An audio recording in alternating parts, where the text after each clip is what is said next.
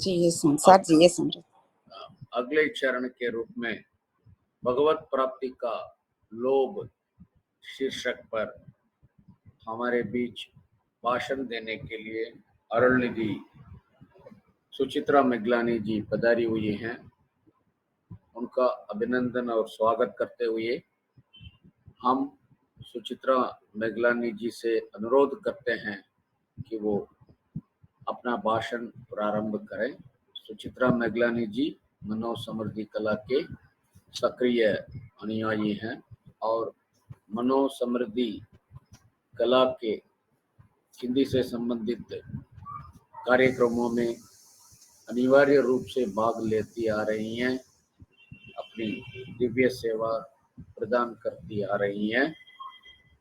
इस लघु परिचय के साथ अनुरोध करते हैं कि अरुणनिधि सुचित्रा मेघलानी जी अपना भाषण शुभारंभ करें।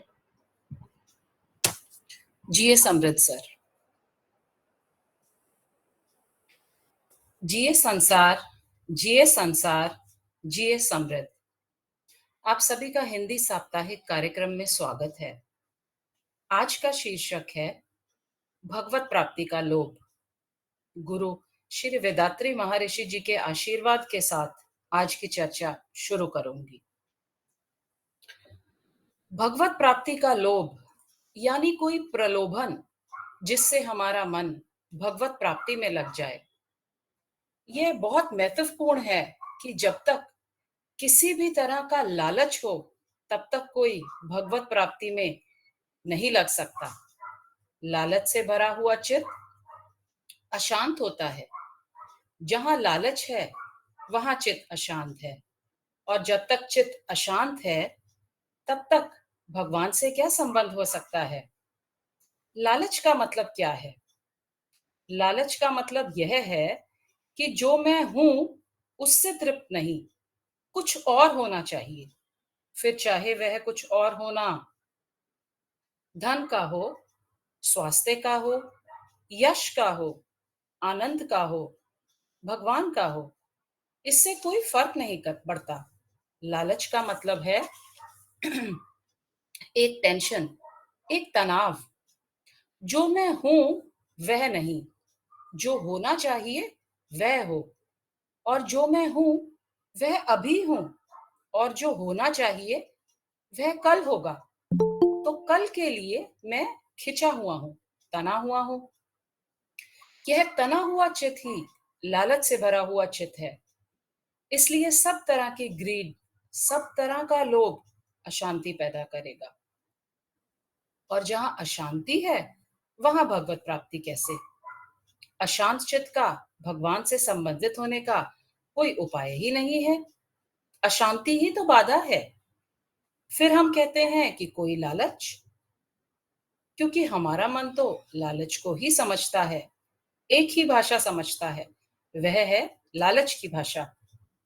धन के लिए इसलिए दौड़ते हैं, यश के लिए इसलिए दौड़ते हैं। फिर इस सब से उब जाते हैं तो हम कहते हैं भगवान के लिए कैसे दौड़े। यह थोड़ा समझ लेना चाहिए कि उसके लिए दौड़ना तो संभव है जो हमसे दूर हो, लेकिन जो हमारे भीतर ही हो उसके लिए दौड़ना असंभव है। और अगर दौड़े तो चूक जाएंगे। तो कुछ चीजें ऐसी हैं जो दौड़कर पाई जा सकती हैं, क्योंकि असल में वह हमारा स्वभाव नहीं है, हमसे अलग है। अगर धन पाना है तो बिना दौड़े नहीं मिल जाएगा। अगर यश पाना है तो दौड़ना पड़ेगा। अब यह बड़े मजे की बात है कि धन के संबंध में लालच स्वाभाविक है, क्योंकि बिना लालच के धन पाया ही नहीं जा सकता। क्योंकि बिना दौड़े धन कैसे आ जाएगा? धन कहीं और है और हम कहीं और हैं। दौड़ना पड़ेगा। दौड़ना पड़ेगा तो शायद हम पहुंच जाएं, फिर भी जरूरी नहीं कि पहुंच जाएं। लेकिन परमात्मा कहीं दूर नहीं है। 1 इंच का भी फासला होता तो थोड़ा दौड़ लेते। 1 इंच का भी फासला नहीं है। हम वहीं खड़े हैं जहां परमात्मा है। हम वहीं हैं तो खोजने कहाँ जाएंगे? जिसे खोया हो उसे खोज सकते हैं, और जिसे खोया ही ना हो उसे खोजा तो भटक जाएंगे। सिर्फ परेशानी में पड़ जाएंगे। एक बार एक आदमी ने बहुत शराब पी ली थी और वह रात बेहोश हो गया। आदत के वश वह अपने घर चले आया। पैर चले आए घर, लेकिन बेहोश था। घर पहचान नहीं सका। सीढ़ियों पर खड़े होकर पास पड़ोस के लोगों से पूछने लगा कि मैं अपना घर भूल गया हूँ, मेरा घर कहाँ है, मुझे बता दो। लोगों ने कहा, यही तुम्हारा घर है। शोरगुल सुनकर उसकी माँ भी उठाई। दरवाजा खोलकर उसने देखा कि उसका बेटा चिल्ला रहा है, रो रहा है कि मुझे मेरे घर पहुंचा दो। उसने उसके सिर पर हाथ रखा और कहा, बेटा, यह तेरा घर है और मैं तेरी माँ हूँ। उसने कहा कि तुम्हारे जैसे ही मेरी भी माँ है और वह इंतजार कर रही होगी। मुझे मेरे घर का रास्ता बता दो। पर ये सब लोग हंस रहे हैं, मुझे कोई मेरे घर का रास्ता नहीं बताता, मैं कहाँ जाऊं। तब एक आदमी ने, जो उसके साथ ही शराब पीकर लौटा था, उसने कहा, ठहर, मैं स्कूटर लाता हूँ, तुझे तेरे घर पहुंचा देता हूँ। तब उस भीड़ में से लोगों ने कहा कि पागल, इस स्कूटर पे मत बैठ जाना, नहीं तो घर से और दूर निकल जाएगा, क्योंकि तू घर पर ही खड़ा हुआ है, तुझे कहीं भी नहीं जाना है, तुझे सिर्फ होश में आना है और तुझे पता चल जाएगा कि तू अपने घर पर ही खड़ा है। हम सब वहीं खड़े हुए हैं जहां से हमें कहीं भी नहीं जाना है, लेकिन हमारा चित्त एक ही तरह की भाषा समझता है, जाने की, दौड़ने की, लालच की, पाने की, खोज की, उपलब्धि की। तो वह जो हमारा चित्त एक तरह की भाषा समझता है, ऐसे चित्त का नाम ही गृहस्थ है। और गृहस्थ का कोई मतलब नहीं होता। जिसको इस तरह की लैंग्वेज बस समझ में आती है, वह गृहस्थ है। और जो पाने की, दौड़ने की, खोजने की, पहुंचने की भाषा छोड़ देता है, पहुंचा ही हुआ हूँ, पाया ही हुआ ही हुआ हूँ, ऐसी भाषा समझने लगता है, उसका नाम संन्यास्त है। और अगर सन्यासी भी पहुंचने और दौड़ने की बात कर रहा है, तो वह गृहस्थ है, वह अभी सन्यासी नहीं हुआ है। कपड़े बदल लिए होंगे हो सकता है, लेकिन अभी सन्यासी होने का मतलब नहीं पता। सन्यासी होने का मतलब है कि पाने को कुछ भी नहीं है, जो भी पाने को है वह पाया ही हुआ है। लोभ करने का कोई उपाय नहीं है, क्योंकि जिसका हम लोभ करें वह हमारे भीतर ही बैठा हुआ है। और यदि हमने लोभ किया तो हम भटक जाएंगे, भीतर से कहीं और चले जाएंगे, और वही लोभ और लालच हमें भटका रहा है। अक्सर तो यही होता है कि एक आदमी गृहस्थ है और सन्यासी हो जाता है, तो वह लोभ के कारण ही। वह कहता है, गृहस्थी में नहीं मिलता आनंद, सन्यास्त होने से आनंद मिल जाएगा। वह कहता है, गृहस्थी में नहीं मिलता परमात्मा, और मैं परमात्मा को पाए बिना कैसे रह सकता हूँ, मैं तो सन्यासी होता हूँ। अब वह नए उपाय में लग जाएगा, पूजा करेगा, प्रार्थना करेगा, जप करेगा, तप करेगा। यह सब प्रयत्न होंगे पाने की। लेकिन जो पाया ही हुआ है, उसे पाने का कोई भी प्रयत्न उचित नहीं है, अनुचित है। उसे जानना है, पाना नहीं है। इस फर्क को हमें समझना है कि उसे सिर्फ जानना है, पाना नहीं है। वह पाया हुआ है। ऐसे ही जैसे हमारी जेब में कुछ चीज पड़ी है और हम भूल गए हैं, और अब उसे खोजते फिर रहे हैं, और वह मिलती नहीं है, क्योंकि वह जेब में पड़ी है। सत्य की, प्रभु की, आनंद की सब खोज व्यर्थ है। असल में हमें कुछ नहीं खोजना। एक क्षण को भी अगर सारी खोज रुक जाए, सारा लोभ रुक जाए, तो चित्त का आवागमन रुक जाएगा। हम कहते हैं कि कभी चित्त यहाँ जाता है, कभी वहां जाता, कभी उधर जाता। वह जाएगा ही, वह जाता ही रहेगा जब तक लालच है। तो जहां लालच दिखेगा वहां चला जाएगा, एक जगह नहीं आएगा जहां हमारा होना है, क्योंकि वहां कोई लालच नहीं दिखाई पड़ता।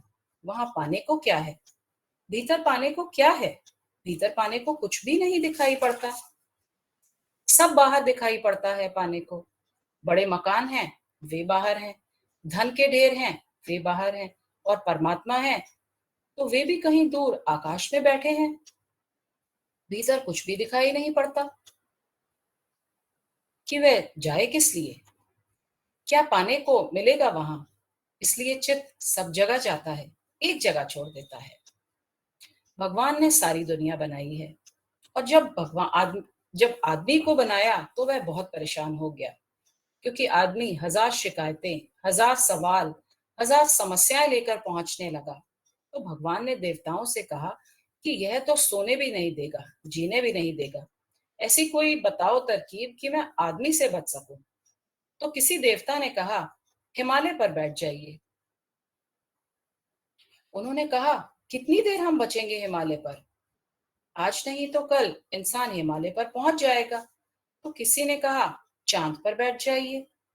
उन्होंने कहा, वह भी बहुत दिन दूर नहीं, जब आदमी वहां भी पहुंच जाएगा, दूर के तारे सुझाए। लेकिन उन्होंने कहा कि वह कहीं काम नहीं करेगा। कुछ ऐसी जगह बताओ जहां आदमी पहुंचे ही नहीं। तब एक बूढ़े देवता ने कहा कि एक ही जगह है, आप आदमी के भीतर बैठ जाइए और वहां वह कभी नहीं जाएगा। चांद पर पहुंच जाएगा, लेकिन वहां कभी नहीं आएगा। और भगवान इसके लिए राजी हो गए। यह बात उनकी समझ में आ गई। यह तो कहानी है, लेकिन सच्चाई भी यही है।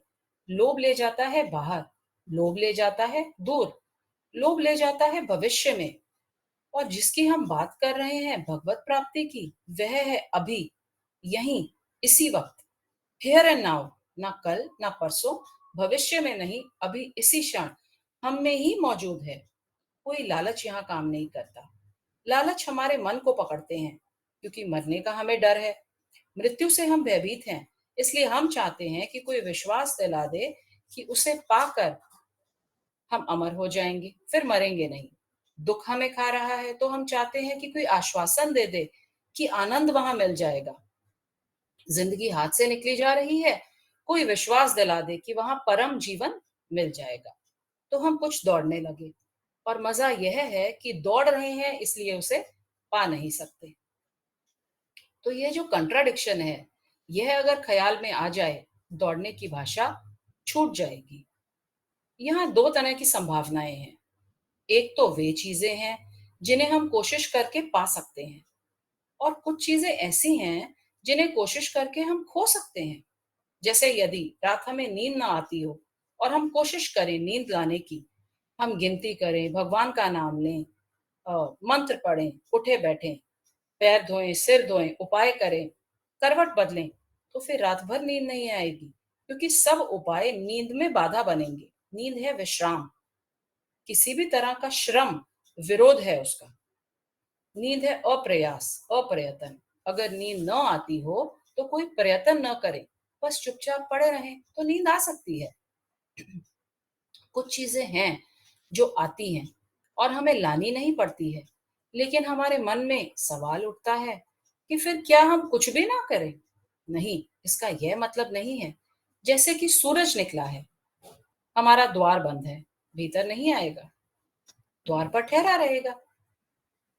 हम गठरी बांधकर सूरज की रोशनी को घर के भीतर नहीं लेके जा सकते।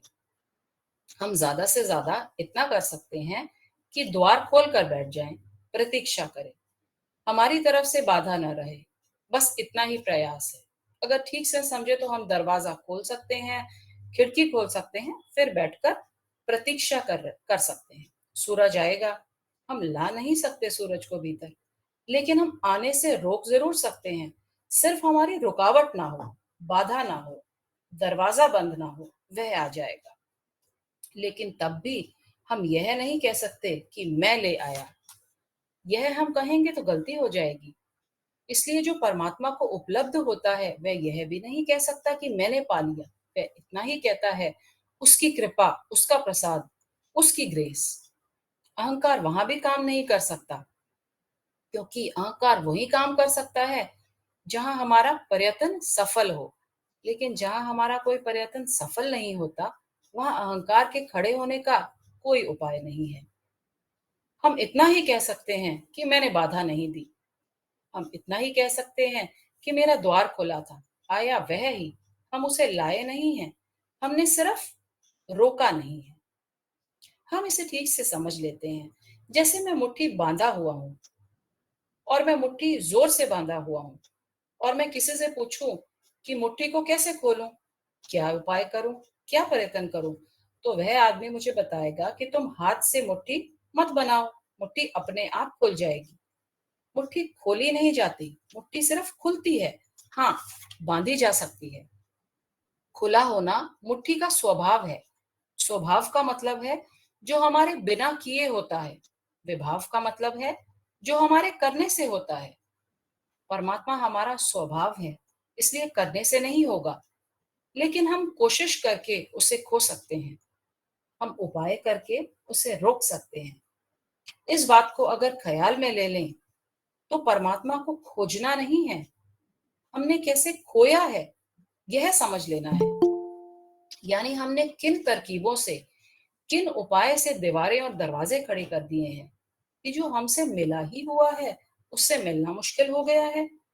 तो हमें यह नहीं सोचना कि हम उसे कैसे पाएं, सोचना यह है कि हमने कैसे उसे खोया है, क्योंकि इतने फर्क में सारी साधना का रूप बदल जाएगा। क्योंकि परमात्मा को खोने का मतलब है अपने आप को खोना। हमने अपने आप को कैसे खो दिया है? मैं हूं, मैं जानता भी हूं कि हूं, और फिर भी नहीं जानता कि मैं कौन हूं। यह कैसे संभव हुआ है, यह समझना चाहिए।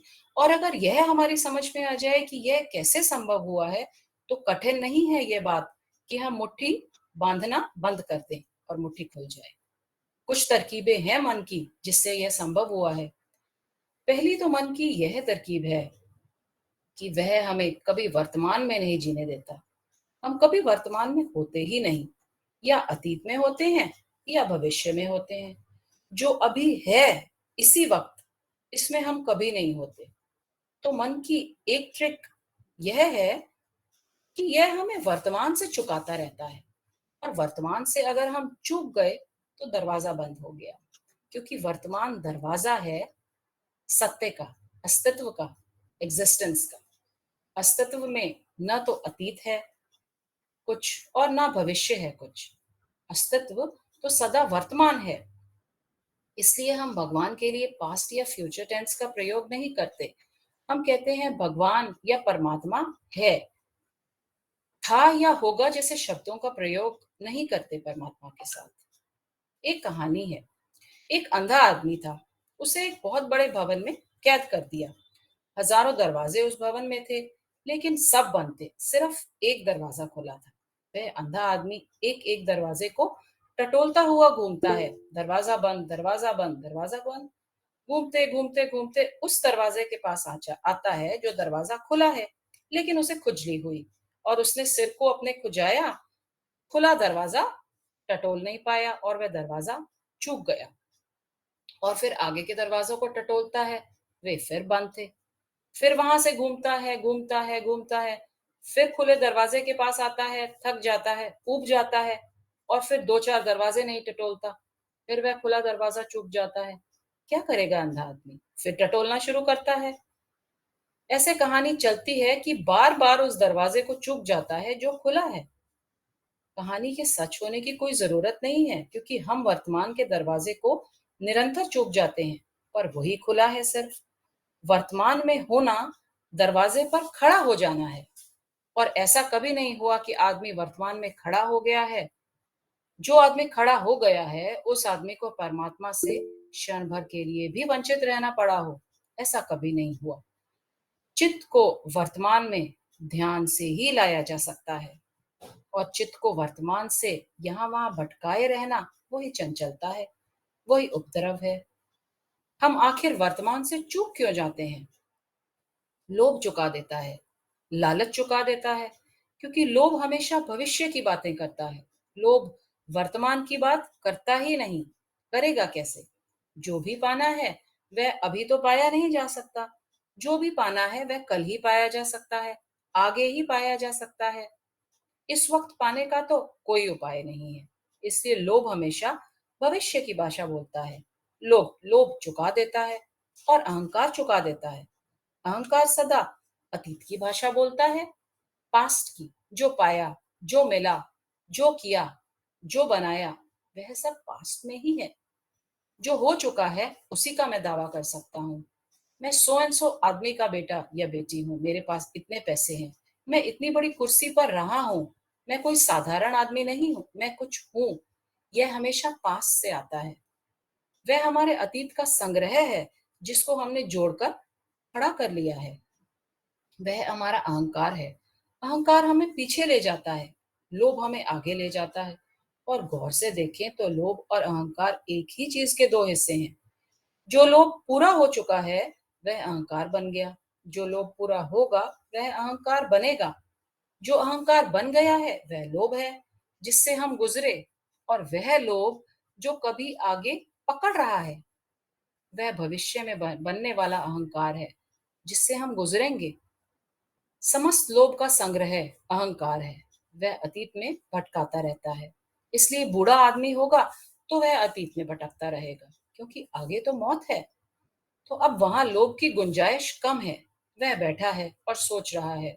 जवानी के जो थी दिन जो गए, यादें जो हैं भीतर छिपी, वह उनका सोचता रहेगा। वह लौटकर पीछे देखता रहता है। बच्चे, जवान सदा भविष्य में देखते रहेंगे। अभी उनका अहंकार बना नहीं, बनने की प्रतीक्षा कर रहा है। तो बच्चे और जवान सदा फ्यूचर सेंटर रहेंगे। लोभ अभी बनेगा। बूढ़ा आदमी हमेशा पास सेंटर्ड होंगे। बीत गया जो उसी में खोए रहेंगे, क्योंकि बूढ़े ने यात्रा कर ली अहंकार की। बच्चा अभी यात्रा करेगा। तो बच्चे और जवान लोभ में जीते हैं, बूढ़ा आदमी अहंकार में जीता है। जितनी उम्र बीतती जाती है अहंकार उतना मजबूत होता चला जाता है, सख्त होता चला जाता है। इसलिए वृद्ध आदमी क्रोधी हो जाता है, चिड़चिड़ा हो जाता है, क्योंकि आगे तो कुछ भी नहीं है। अब जो है पीछे है। अगर हम इसे समझ लेंगे तो ख्याल आ जाएगा कि अहंकार पीछे ले जाता है, लोभ आगे ले जाता है। वे एक ही चीज के दो हिस्से हैं। मरे हुए लोभ का नाम अहंकार है और अजन्मे अहंकार का नाम लोभ है। वह जो अभी जन्म लेगा, और इसी वजह से हम चूक रहे हैं वर्तमान से, जहाँ की सत्य है, जहाँ की अस्तित्व है। लेकिन लोभ बड़ा कुशल है और अहंकार की बड़ी अनंत आकांक्षाएं हैं। जब सब पा लेता है वह, धन पा लेता, यश पा लेता, प्रेम पा लेता, आदर पा लेता, तब वह कहता है कि ठीक है, सब पा लिया। अब परमात्मा को भी पाना है, अमृत को भी पाना है, आनंद को भी पाना है, मोक्ष भी पाना है। अब मोक्ष कैसे मिले? फिर वह लोभ की भाषा में मोक्ष की बातें सोचने लगता है। चूक गया। उसे पता नहीं है कि यही भाषा तो इतने दिन चुकाती रही है। यही भाषा फिर आगे भी पकड़े रहेगा वह। हो सकता है वह ढंग बदल ले अपना, मधुशाला न जाकर मंदिर जाने लगे, फिल्में न देखकर भजन कीर्तन करने लगे। यह सब कर लेगा वह, लेकिन चित्त का जो तनाव है लोभ और अहंकार का, वह जारी है और उसी से चूक रहा है। तो हम यह बात समझ लें कि अतीत और भविष्य चुकाने वाले हैं, वर्तमान मिलाने वाला है, वही अस्तित्व है। तो एक क्षण को भी हम अगर उस जगह पहुंच जाएं जहां हम कह सके कि कोई अतीत नहीं मेरे पास, कोई भविष्य नहीं मेरे पास, बस मैं हूं, हम उसी क्षण परमात्मा में प्रविष्ट हो जाएंगे। एक क्षण में भी यह घटना घट जाएगी।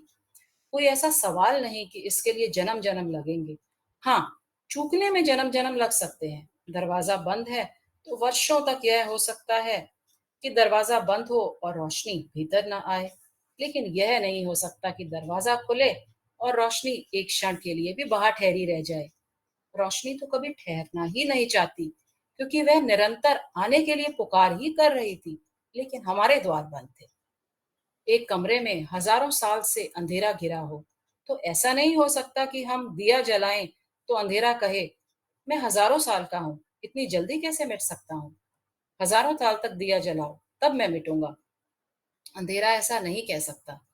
अंधेरा एक रात का हो या हजारों साल का, इससे कोई फर्क नहीं पड़ता। दिया जलता है, अंधेरा मिटता है। असल में अंधेरे की कोई परतें नहीं होती, पाप की भी कोई परतें नहीं होती, क्योंकि पाप भी अंधेरा है, अविद्या है। लेकिन सवाल सिर्फ इतना है कि हम वहां खड़े हो जाएं जहां द्वार खुलता है। हाँ, पाप की आदत होती है। यह हो सकता है कि एक आदमी वर्षों से अंधेरे में रहा हो, द्वार खोल दे, रोशनी आ जाए, लेकिन उसकी आंख बंद हो जाए। यह हो सकता है। अंधेरे की आदत हो सकती है, लेकिन आदत तोड़ी जा सकती है। आदत समझ पूर्वक अपने आप ही टूट जाती है। आदत तोड़ना बहुत कठिन नहीं है। रोशनी आ गई है, आंख बंद हो गई है, अब वह आदमी धीरे धीरे आंख एक बार दो बार धीरे धीरे रोशनी का अभ्यत्व हो सकता है। आंखें थोड़ी देर में खोल लेगा, रोशनी देख लेगा, बंद भी कर सकता है, बीच बीच में खोल भी सकता है और रोशनी का भय मिट जाएगा। वह रोशनी में जीने लगेगा। परमात्मा का अनुभव एक क्षण में हो जाता है, लेकिन परमात्मा को सहने में थोड़ा वक्त लग जाता है, क्योंकि इतनी बड़ी शक्ति और इतना बड़ा प्रकाश हम पर उतरता है, थोड़ा वक्त लग जाता है। कई बार तो हम घबराकर वापस तक लौट सकते हैं, डर भी सकते हैं, क्योंकि आनंद भी अगर एकदम से उतर जाए तो प्राणों को कंपा जाता है। सुना है अमेरिका में एक चित्रकारों का मूवमेंट है, उसको वे कहते हैं हैपनिंग। चित्रों की प्रदर्शनी करते हैं। अगर 100 चित्र प्रदर्शनी में लगाए गए हैं तो दर्शक देखने आएंगे, तो हर चित्र के बगल में एक खाली कैनवस भी लगाते हैं और खाली कैनवस के नीचे रंग और ब्रश भी रखते हैं। फिर दर्शक देख रहे हैं, देख रहे हैं, देख रहे हैं और किसी दर्शक को एकदम लगा और उसने ब्रश उठाया और उस खाली कैनवस पर कुछ पेंट किया तो पेंट किया। फर्क यही है कि आदमी अपनी तरफ से पेंट नहीं कर सकते, क्योंकि अपनी तरफ से करेंगे तो वह बेकार हो गया। तो उसको वे हैपनिंग पेंटिंग कहते हैं। वह कोई बनाता नहीं है, उस पर किसी का नाम नहीं होता। फिर वह घटना घटी, वह घट गई। ऐसे ही एक साधकों का संप्रदाय है, उनकी बैठक होती है। उस बैठक में कोई बोलने के लिए निमंत्रित नहीं होता, कोई बोलने वाला नहीं होता। बैठक होती है, इकट्ठे होते हैं, बैठ जाते हैं। नियम यह है कि अगर किसी को भी बोलना जैसे हो जाए तो वह खड़े हो जाए और बोलने लगे। बाकी लोग सुनेंगे, बिना कोई धन्यवाद दिए फिर विदा हो जाएंगे। कई बार ऐसा होता है कि महीनों बीत जाते हैं, कोई नहीं बोलता, क्योंकि नियम का ख्याल यह है कि अपनी तरफ से नहीं बोलना। तो कई दफा महीनों बीत जाते हैं, उनकी बैठक में बोलना नहीं होता। लोग आकर बैठते हैं, चुपचाप बैठे रहते हैं, फिर विदा हो जाते हैं। लेकिन कभी कभी ऐसा होता है कि कोई खड़ा हो जाता है और बोलता है। वे जो रिकॉर्ड्स हैं उनके बोलने के, वे बड़े अद्भुत हैं, क्योंकि तब वह आदमी की भाषा नहीं होती, वह परमात्मा की भाषा होती है, वह हैपनिंग होती है, उसकी प्रतीक्षा करनी पड़ती है। इसी तरह ध्यान करने वाले साधक के जीवन में भी वह क्षण आ सकता है जब अचानक वह पाता है कि कुछ भी नहीं हो रहा, सब ठहरा हुआ है। वह क्षण उसका लाया हुआ नहीं है, वह पूरी तरह समर्पित हो गया और उस मंदिर में पहुंच गया जिसकी खोज वह स्वयं कभी नहीं कर सकता था, और जिस परमात्मा के लिए लाखों बार सोचा था कि मिलना है और नहीं मिल रहा था। बिना सोचे वह सामने खड़ा है, वह मिल गया है। और जिस आनंद के लिए लाखों रुपए खर्च किए थे, उसकी वर्षा हो रही है और अब बंद ही नहीं होती। और जिस संगीत के लिए प्राण प्यासे थे, वह अब चारों तरफ बज रहा है और बंद ही नहीं होता। यह घटना बस घटती है, यह किसी के द्वारा घटाए नहीं घट सकती। तो भगवत प्राप्ति का लोभ क्यों? इसी के साथ मैं अपने वाणी को विराम देती हूँ। जिए संसार, जिए संसार, जिए समृद्ध। जिए संसार, जिए